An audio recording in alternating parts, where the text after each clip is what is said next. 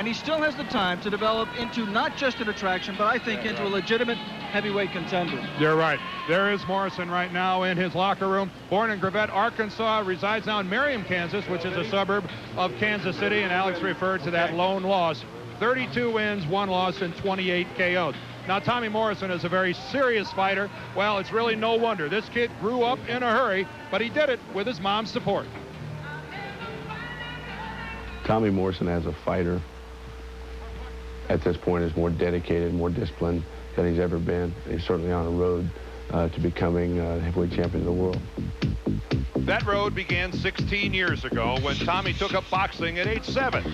And even his mother has a favorite memory of her young son at that time. When he won his first Golden Glove jacket. That was my best memories, and I have a picture of that, and I'll never part with it. He weighed in at 80 pounds and fought 3 fights in 3 nights and come off with a jacket. But jackets, unfortunately, don't help feed a family. And with his father out of work, 13-year-old Tommy forged ID papers and entered the tough man boxing circuit. But though the money was good, his future was in another ring.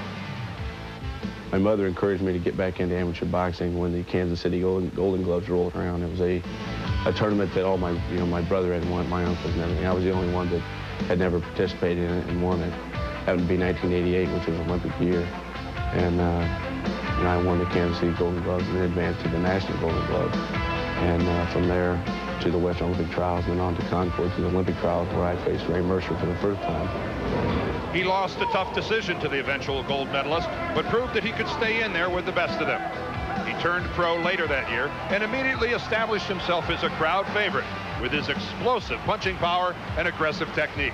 One opponent after another fell, and after only 13 months, Tommy was undefeated in 21 fights, 17 of them by knockout, no fight lasting beyond the 6th round. Not only had he attracted the public's attention, but he caught the eye of Sylvester Stallone, who cast Morrison to play opposite him in Rocky V in a role in which he largely played himself. Yeah. Who's this? It's the guy who you about Tommy, right? Yeah, I got it. I wanted to try again. Hey, kid, you know, I like to help you out, but I really don't know nothing about no manners. Now, all I'm asking for is a chance. Returning to the ring in mid-1990, Tommy proceeded to rack up 7 more KOs when he received a shot at another unbeaten heavyweight and former nemesis, Ray Mercer, in October of 1991. Tommy dominated the early rounds, scoring with strong jabs and hooks to the head of Mercer. But by round 5, the tide had turned, and Morrison suffered a brutal knockout and his first and only defeat as a professional. After the Mercer fight, I just wanted to get it as far away from the sport as I could, and wanted to, you do a lot of soul searching when something that dramatic happens to you. I had never been knocked out before. I'd never been knocked down, anything. So it was a real shock to me, and when I was 100% ready to come back in, then I did, and we've been kind of strong ever since. 4 knockouts have put him back on the road to the title, but whether he wins the crown or not, Tommy still has one desire for the sport he loves. I'd like to be remembered as definitely not a white hope, but just a true credit to the sport.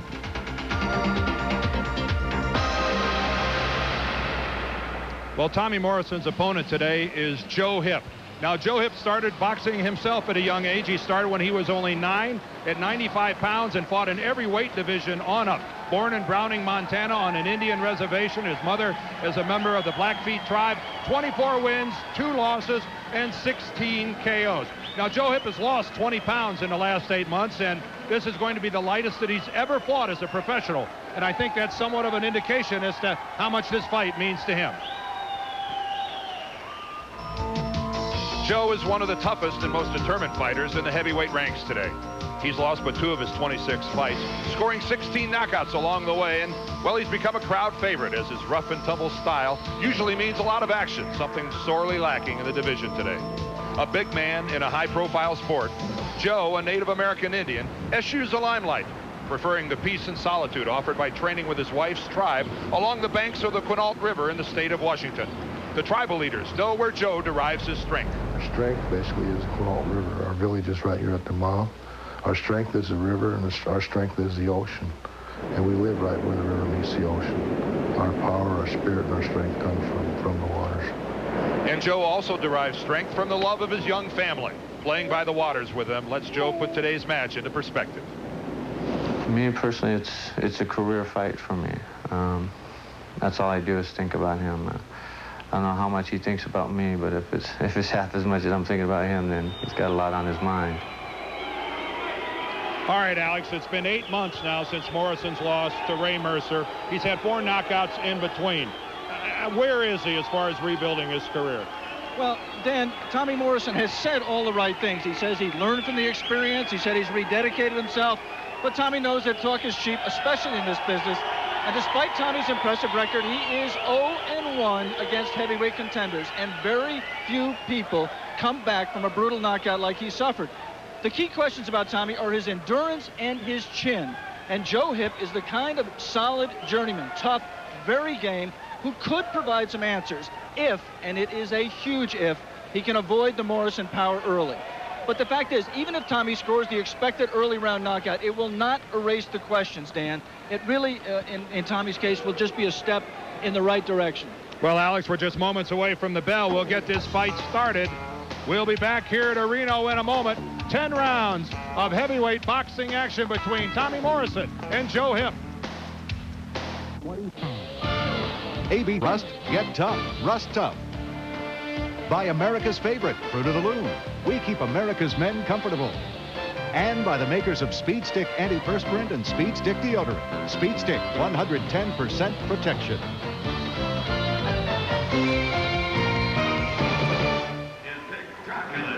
Introducing first, fighting out of the red corner, wearing the red trunks with white trim, weighing 223 pounds. We are back in Reno, and Tommy Morrison and Joe Hipp are in the ring. Let's go ahead and take a look at the numbers for the fight today, the tail of the tape. Joe Hipp, you will see, is 6 years older than Tommy Morrison, but that 223 pounds, Alex, as I said, the lightest Hipp has ever fought. Yeah, and Joe says he didn't diet then, although we all know how successful diets can be, some diets, but he says he got the weight off by working it off, and it makes him as confident as he's ever been. We'll see if that affects his power. The rules today are the Nevada state rules. Scoring is on the 10-point must system. The 3 knockdown rule is in effect. The standing 8 count is not. A fighter cannot be saved by the bell except in the final round, and only the referee can stop the fight. And the referee today is Vic Draculich from here in Nevada, and he calls the 2 fighters to the center of the ring. Dressing room, are there any questions? Any questions for T seconds? All right, remember, obey my commands, protect yourselves at all times. Touch gloves now, let's get to them. Dan, just quickly before the bell, one fact that is important here, Tommy Morrison has never been past 6 rounds. He tired dramatically against Mercer. The question is, can Joe Hipp avoid Tommy's power, especially the left hook, get through the early rounds, and take Tommy Morrison into the late rounds and test him, see how his endurance is? We're not expecting much of a feeling out process here. These are 2 fighters that predominantly like to fight straight ahead. One thing about Joe Hipp, as you see right away, he is a southpaw, very rare in the heavyweight division. Tommy Morrison had a lot of trouble with the southpaw, a Soviet southpaw. Came back to knock him out, but was behind on all cards when he did. That was a different style southpaw. That was a cutie. Joe Hipp is anything but a cutie. And even at 223, Joe Hipp is not going to be a twinkle toes out there. You're referring to Yuri Volin, who he fought back in April of 1991. That was actually on the Holyfield Foreman undercard. Good body punch by Morrison.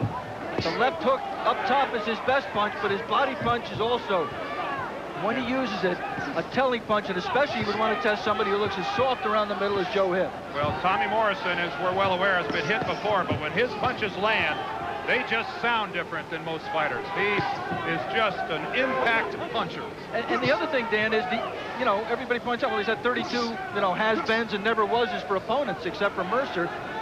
And he knocked 28 of them out, big deal. But the fact is how he moved them. What happened when he hit him? He just explodes when he lands. Right uppercut. Went right between the gloves of Hipp and almost connected. Both of those blows by Hipp landed on Morrison's gloves. Already you see a little swelling on Joe Hipp. And he just got hit with a Tommy Morrison jab. That is not a good sign. Well, look where he's got his gloves, Alex, yes. Below his chin. Right, and especially the right. And he doesn't have the hand speed to pick off those jabs. Right. Oh, another jab lands by Morrison. Tommy said he has to learn how to not rely exclusively on his power. It might work for him at the lower levels of boxing. Well, not at the top. There's the hook. A good sweeping left hook. A slow right hand by Joe Hipp allowed that one to come over the top, and you saw it landed flush. Might have noticed the knee brace on Joe's right knee. That is not any current injury. It was an old football injury that he just wears it just to prevent further injuries. He said he never even had an operation. It's just more psychological than anything else.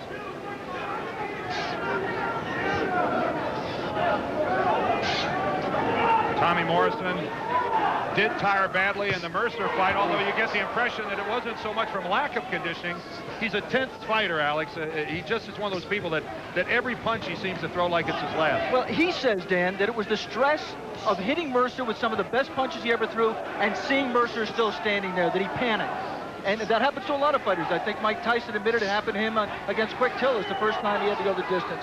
But the fact of the matter is, I think also that Ray Mercer started to punch back in that fourth round. And I think those punches might have had more effect on Tommy than Tommy's admitted to us and even to himself. We're inside the final 10 seconds here in the first round. This fight is scheduled for 10. Tommy Morrison and Joe Hipp. Stay with us.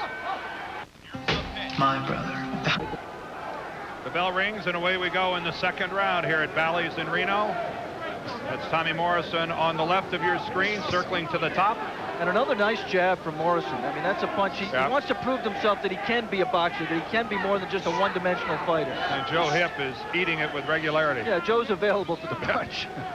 I think I'd keep throwing it too. Again, Morrison scores with the jab. And Joe's swelling, especially in the right eye, which is real dangerous. Because a spectacular combination by Morrison, a pair of jabs and then a right. And for some reason, Joe Hipp is carrying his gloves low and is just, as Alex said, making himself available. We talked to Joe about, Joe, how are you going to avoid Morrison's power? And he says, I got to block it. I got to keep my right hand up to avoid the left. He just hasn't done it. No, from a hand speed survey of what we've seen here as we move into the second round here, it's clearly Tommy Morrison who's the possessor of the quicker hands. Quicker hands, more power. The only question about Tommy, as we said, if he doesn't, if Joe stands up as he's doing now, and if Joe doesn't puff up so much that the doctor or the referee have to stop the fight, will Tommy be able to keep this pace up? Right now, it's a very measured pace. He's not exerting himself. He's not going wild.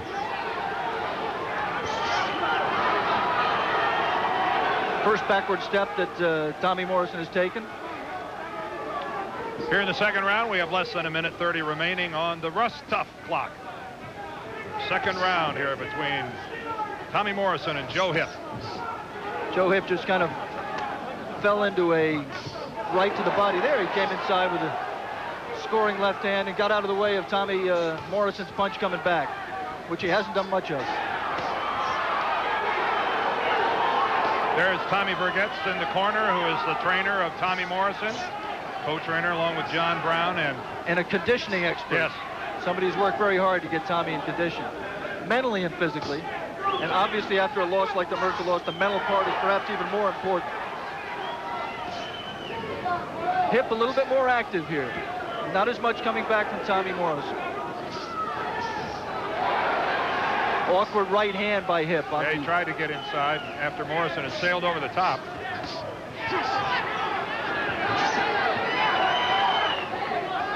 One thing that you notice with Joe Hipp, when he does jab, which isn't often, but when he does, he brings his jab back low, and that's just suicidal against the Tommy Morrison. You saw Joe Hipp look over at the referee. Like, hey, pal, I'm in here trying to get the job done. Don't bother me.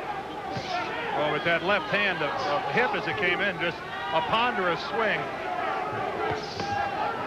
Tommy Morrison under control and very measured here as we come to the end of the second round. Joe Hipp is already starting to show the outward signs of being in a heavyweight fight. Tommy Morrison is unscathed for a good reason. Joe Hipp has really not landed a good solid punch effectively the entire fight yet. As we move now into the start of the round number 3. The jab of Morrison has been very successful. We're here at 4,500 feet roughly in elevation here in Reno, and Tommy Morrison, for one, changed his training. He went to Colorado Springs to the Air Force Academy. Normally he trains at Virginia Military Institute at a lower altitude. Good work inside here by the two fighters. But Bill Caton, the manager of Tommy Morrison, was very upset with Morrison for training in Kansas City for the Ray Mercer fight. Alex thought there were far too many distractions. Yeah, Tommy admits now that he's going to fight camp, which he never did before, that Caton was right. That's all part of the way that Tommy Morrison has reacted to the loss. I mean, do you learn from it? Do you get better? Good left and a right downstairs by Morrison. Morrison is throwing in combination. He's following that jab up, which is what you have to do. One thing you have to say, although Joe Hipp is puffing up, Dan, we're in round 3, and he hasn't looked close to being hurt. I thought the best punch, there you see Peter Arbel's trainer. I thought the worst Joe looked was when Tommy scored a solid punch to his belly. He seemed to double over. In the first round, right? At the beginning and Tommy really has not gone back to that. Well, swelling and bleeding is nothing new to Joe Hipp. He does it with regularity. So maybe we're more concerned about it than is he. Yeah, but the time Joe had a shot at a big fight against Bert Cooper, that was really decisive. He was in the fight, but his eyes just closed shut, so shut that they had to stop the fight in a TKO in the 5th round. We want to remind our local ABC stations that at the end of this round, we're going to take a station break. That, by the way, the Bert Cooper fight, the same night that Tommy Morrison was knocked out by Ray Mercer. Good thumping body punch by Joe Hipp there. See Joe trying to counter. A sweeping backing move up, giving ground. You know, that move by Morrison, Alex, took him off balance, and Hipp was too slow to take advantage of it.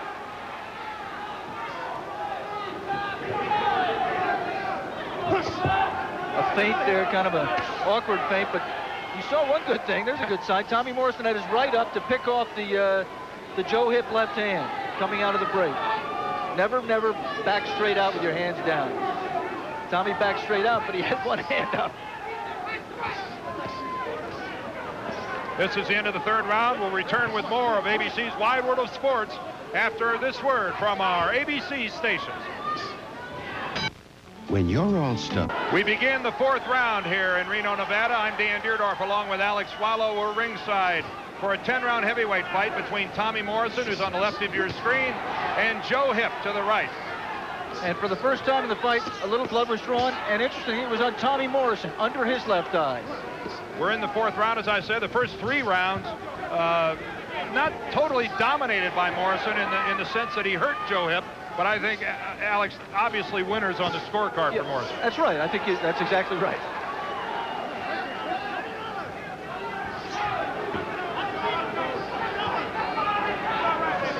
Joe Hipp was born in Browning, Montana, grew up in Yakima, Washington, and there's his wife, Barbara. And Barbara knows how important this fight is also. We won't be hearing many pro-Morrison quips from Barbara today. It is hard not to like the Hipps. Good, solid people. Joe Hipp is as likable a guy as there is in boxing. Soft-spoken, just a terrific guy. And I'm wondering why we bothered to put a microphone on Barbara. We could hear her without it. Joe Hipp, from a hand speed category, is several notches below Tommy Morrison, but he's game. But now he's also, as opposed to the early rounds, he's backing Tommy Morrison up. He's coming forward very, very slowly, but he is coming forward. Whether that's just Tommy Morrison wanting to draw him onto his punch, we'll find out. The key thing, I think, Dan, is that Tommy has not been dominant, as you pointed out. He has not exhibited. He's shown some of his punches, but they haven't had the effect they've had on some of the lesser opponents. So Joe Hipp score a good left to the midsection of Morrison. Again, a reminder, if you just joined us, that Joe Hipp is a southpaw fighter, only the second that Morrison has faced professionally. And, of course, facing a right-hander is nothing new. And there's a good combination by Joe Hipp. The best sequence in the fight for Joe Hipp. And the left landed right on Morrison's chin. 45 seconds to go in round 4, and now you have to have questions about Tommy Morrison's step. He's hurt. Another left hand by Hipp. And he responded with a big left. He sure did. You saw Morrison come in with it. And to say the tempo is picked up would be an understatement. But Joe Hipp, you can see it in his eyes. And a big cut on the right eye of Tommy Morrison. Senses that he has hurt Morrison, and Alex is right. Look at the blood come down the right cheek of Morrison from his right eyebrow. Well, things have become interesting here in the closing moments of the 4th round. Tommy Morrison holding on, trying to recover. The end of the 4th, we are scheduled for 10, and this thing just got fun. Not long ago, as the medical report card on Morrison, he has a mouse under his left eye, but a cut over his right eye on the outside of the eyebrow. And more important than the cut was how vulnerable he looked to a guy in Joe Hipp who really, as big as he is not a power puncher, Dan. He's really kind of an arm puncher. Oh, a great uppercut by Morrison. And the first one we've seen. Oh, and a right to the chin puts Joe Hipp down.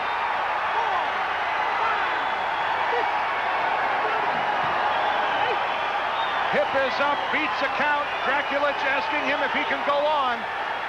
That was a good, solid right uppercut, and then a right to the chin by Morrison. From a man who's supposed to be a right hand by Hipp, Alex. From somebody who's supposed to be a left hooker. He's using his right hand better than we've seen. We're in the 5th round, a little over 2 minutes. And you notice Joe Hipp is not holding on. And he really hasn't gone in the survival mode. I mean, he kind of looks like a guy who's looking to throw punches back. He's busted up in the mouth. Yep, Hipp bleeding from the mouth. Oh, and Tommy Morrison, a double right hand. And Joe Hipp better protect himself. Now we'll see if Tommy Morrison can finish him.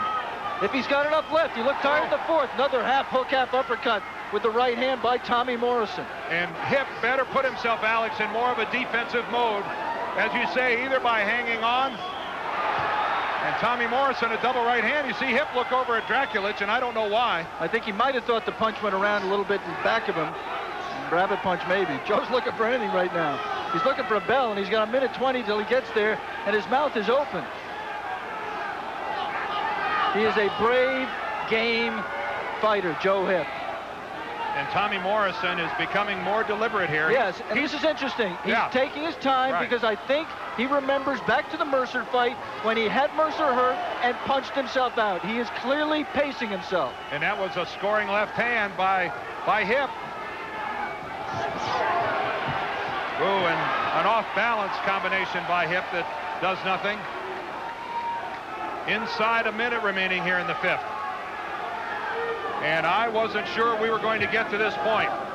Morrison knocked down Hipp in the early stages of this round, and it almost looked like Hipp wasn't going to beat the count, but he did. Alex, can Morrison be deliberate to a fault? Well, you know, he knows his body a lot better than we do, and he might sense that he was getting real tired. I mean, he expended a lot of energy, and he may be right. He may be exhausted right now and looking to let his tank fill up a little bit. It's a great thing for Joe Hipp, allowed him to survive this round, and it looked for a moment like there's no way he could.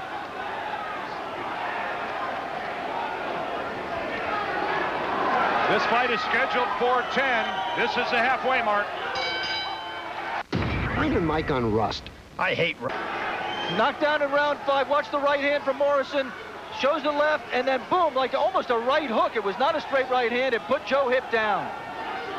But the scoring uppercut by Morrison just prior to that is what really softened up Joe Hipp, who is bleeding a great deal from the mouth. And Alex and I were both talking to each other during that commercial break about the admiration we have for Joe Hipp.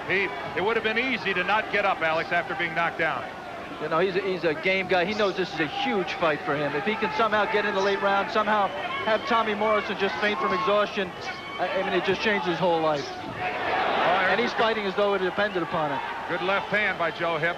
One interesting thing, Dan, Tommy Morrison has never scored a knockout past this point in round 6. He was knocked out,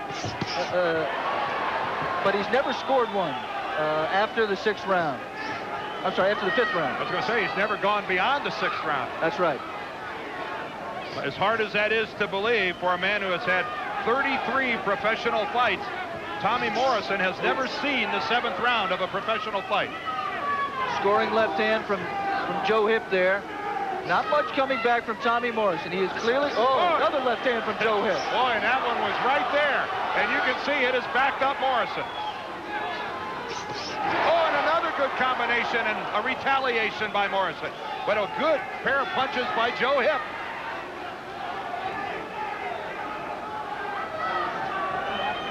And I'm sure Tommy Morrison right now is thinking to himself, my life would be a lot simpler If this man would have stayed down after I put him down. This is Tommy Morrison at this point. Could change any moment. At this point, he's in a survival mode. His mouth is open. He is very tired, and he's waiting for a second win. Well, he won't get a break for a minute. 1 minute remaining here in the 6th. Oh, those combinations that he just tried and fell short were pathetic. I mean, he was just pushing him. Look, there's no snap. There's nothing on his punches at all. We're just past the halfway point in this fight. And the power that Tommy Morrison has in the early rounds, he has not, at this stage, been able to carry here into round 6. But Joe Hipp knows, and we should know, that it can come back in a flash at any moment. Joe Hipp has been the aggressor here in the 6th. He has apparently stemmed that flow of blood from his mouth. There's a good right hand by Morrison, but while it scored, it didn't look to do much damage.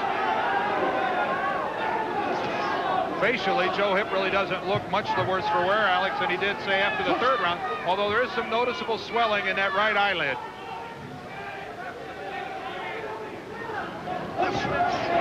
Here we come to the end of round number 6. Joe Hipp has fought into the 10th round on 2 separate occasions. Tommy Morrison is on ground where he has never been before. In the 7th round of a professional fight. And he looked spent at the end of the 6th. He opens up the 7th here with crisper punches. I'm amazed at Tommy. I mean, I don't know if anything's wrong with his left hand. He has not really scored with that left hook. He's used the jab. The left hook just has not been a factor. And remember that early in his career, he was just a one-punch fighter, and it was the left hook. It was devastating. And really a thing of beauty, just a natural hook. He just hasn't thrown it. And Joe Hipp is inviting. I mean, the right hand's down. I don't know what Joe Hipp is thinking with his arms that low. That's good hips, Tom. Unless he is taking a Rocky Balboa strategy and saying, hit me. I'm not sure you have enough to take me out, but it didn't look that way in the 5th when he was on the seat of his pants. Clearly, Sylvester Stallone and Joe Hipp have different personal trainers, but at least they were both, Rocky Balboa and Joe Hipp were both southpaws, so there are some similarities. That's right. Again, a reminder that knee brace on the right leg of Joe Hipp is nothing current. It just goes back to his high school football days, and he really wears it more for comfort than anything else. Again, Hipp coming forward. Morrison not throwing many meaningful punches. One right hand at the opening bell that really was hard, but look there. I mean, that's just, he's not planning himself. He's bouncing and trying to punch at the same time. Good right hand there. Yeah, a good right hand counter by Morrison. And Joe Hipp, his right eye is definitely starting to swell to the point where I'm not sure if it's impairing his vision. It's safe to say it's not helping his vision any. And of course, that's from whence the left jab comes, that jab of Morrison's that he scored easily with and often with early in the fight. Inside a minute here in the 7th. I mean, based upon Tommy Morrison's record, especially with Mercer, you'd have to say that, you know, the big thing is it appears the problem. Good combination by Hipp.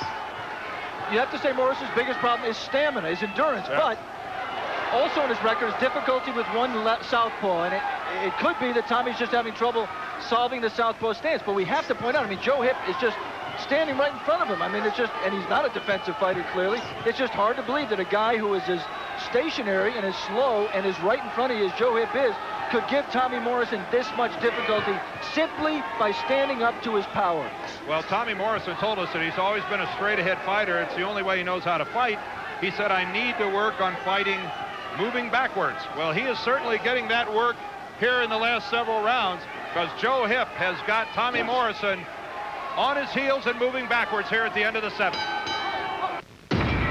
Welcome back to Reno. We move now into the 8th round in this fight between Tommy Morrison there on your left, Joe Hipp on your right. And remember, this is scheduled for 10, not 12 rounds. This is a 10-round bout. And Alex, right now, I would love to have a peek at the judges' scorecards. Yeah, well, I can't do that, Dan, but I can peek at my scorecard. I've got Tommy Morrison ahead by 2 points. I gave him the first 3 rounds, Hipp the 4th, Morrison a 2-point 5th round, 10-8, and Joe Hipp the 6th and the 7th, the last 2 rounds. That's exactly the way I see it. So Morrison's ahead, but the trend right now is to Joe Hipp. And Tommy Morrison has to find a way to win a round or 2 to make sure he wins this decision. And the trend of the last couple rounds continues with with Joe Hipp being the stalker. Now, certainly Tommy Morrison, we're not implying that he's finished or anything like that. But this is a different stance that Morrison has used in the past. And of course, again, we have to remind you that every minute that goes by is a minute in a professional fight that he has not seen. Tommy Morrison is used to being the stalker. Right now, Tommy Morrison is being stalked. He is trying to survive.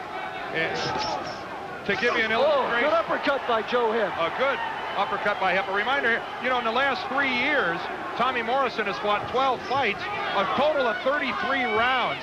That's less than 3 rounds per fight. We'd like to remind our local ABC stations that at the end of this round, we will be taking a station break. Joe Hipp doing all the work. Good scoring response there by Morrison. And really, you wonder how many of those would be picked off if Joe Hipp would only carry his gloves a little higher. Because he does not have the hand speed to pick off that jab. And you can see that Morrison just reacting to Hipp throwing the right by coming right back with the left.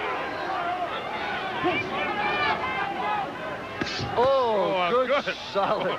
Good right hand to the ribs. And there was a good scoring combination by Joe Hipp. And a good elbow to the throat by Joe Hipp. He was a football player.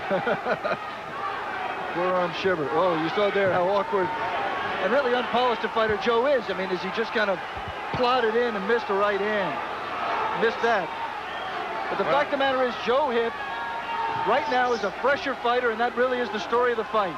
And it looks like, based upon this round and the last 2 before it, that unless Tommy Morrison does get a second or third win or whatever he's looking for, that Joe Hipp could just walk into him, as limited as Joe Hipp is, and just on the basis of superior endurance, can win this fight.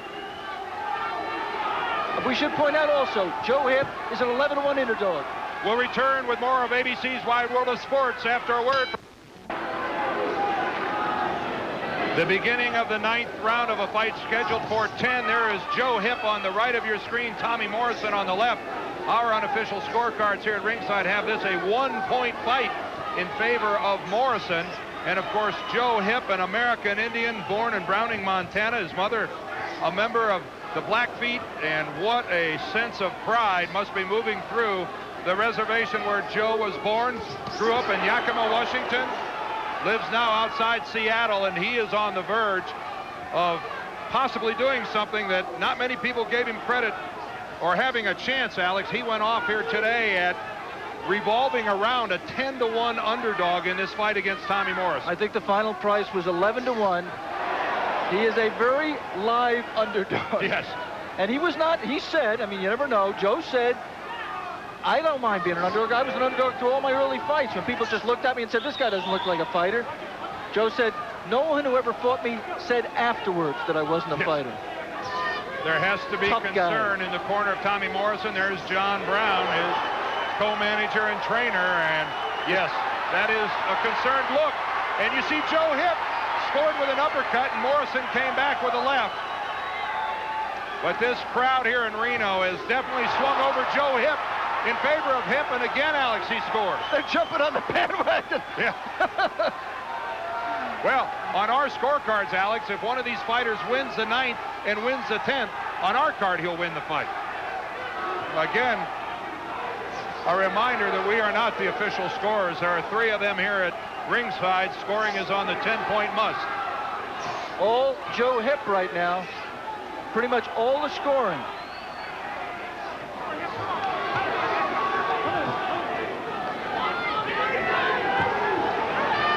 Four minutes of boxing left. This is the final minute of the 9th.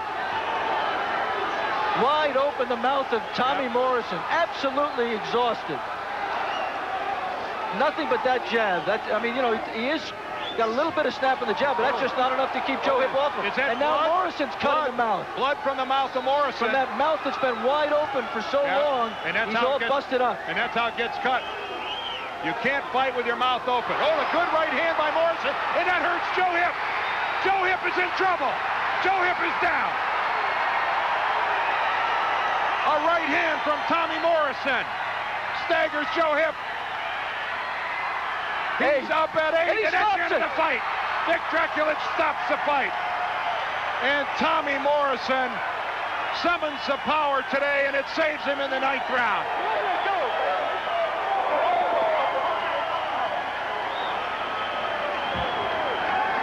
Joe Hipp got up right at the count of 10, and Vic Draculin did not even determine whether or not he thought he could go on.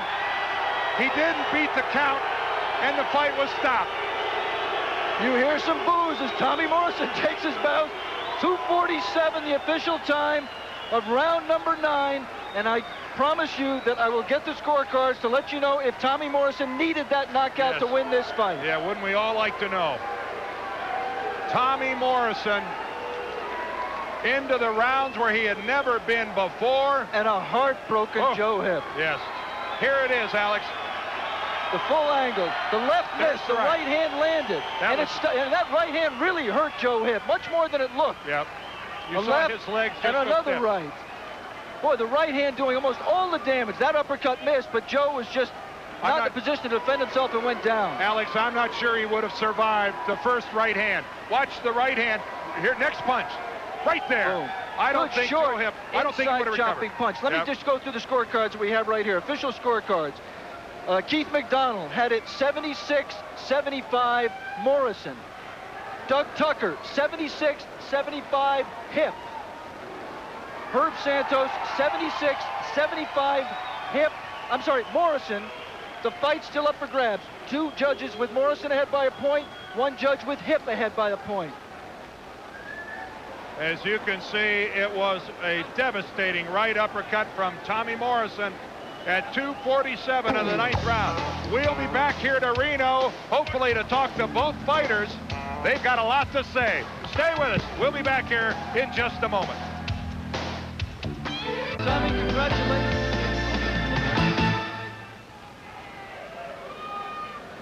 Tommy, congratulations. It looked to us at ringside that you were on the verge of defeat, that you were exhausted, that he was coming on, winning the middle rounds and the late rounds, and that you needed a knockout to win. How tired were you, and in your mind, where did you stand in this fight? Well, one of the main things that we did, you know, I couldn't, right in the 2nd round, I broke my jaw and I hurt my right hand in the 4th round. One of the reasons that I moved around and managed the jab. So we learned 2 things today, and that's face adversity and be able to overcome it. And also we got some rounds that we needed to learn to keep our mouth shut. So there's a lot of learning experience come out of this fight.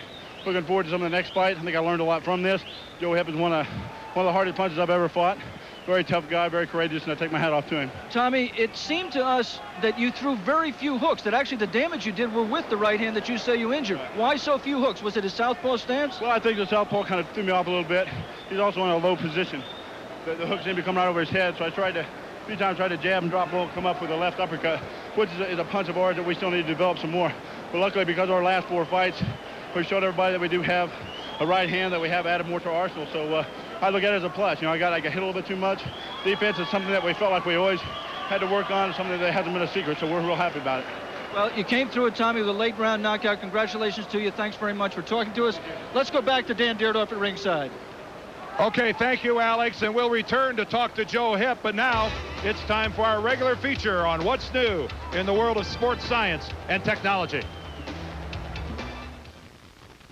Sports and science convert. Courageous underdog, 11-1 underdog. Joe, you said despite those odds, you were very confident coming into this fight, and for a while it looked like you had good reason to be. Yeah, I was very confident. You know, I took his best shot.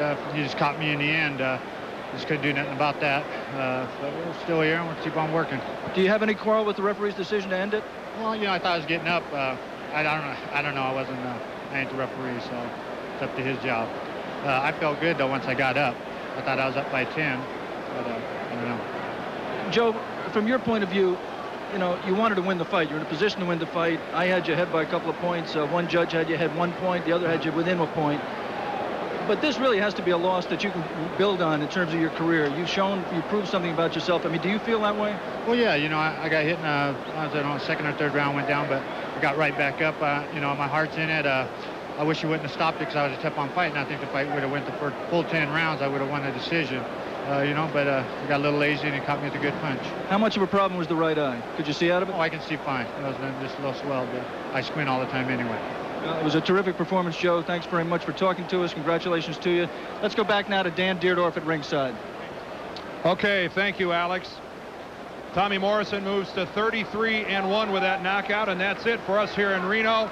For Alex Swallow, I'm Dan Deerdorf, and all of our ABC crew, thanks for being with us. It's been a fun year. This is our final fight of the season. Now we'll rejoin Al Michaels at Hollywood Park after this commercial message.